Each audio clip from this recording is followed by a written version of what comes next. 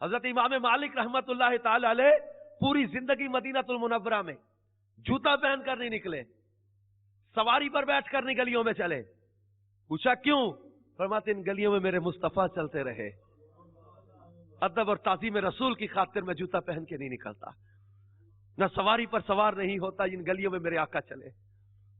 امام بخاری رحمت اللہ تعالی علیہ یہ ہر حدیث لکھنے سے پہلے تازہ غسل کرتے.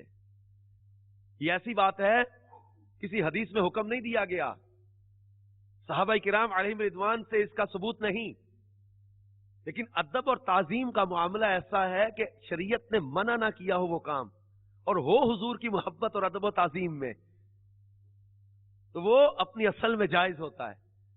امام بخاری ہر حدیث لکھنے سے پہلے یہ کرتے، غسل کرتے، 2 نفل پڑھتے. پوچھا کیوں کرتے؟ فرماتے مصطفیٰ کے فرمان کی تعظیم کی خاطر کرتا ہوں، تعظیم نبی کی خاطر ایسا کرتا. جس سے محبت ہوتی ہے اس سے نسبت والی ہر چیز سے پیار ہو جاتا ہے.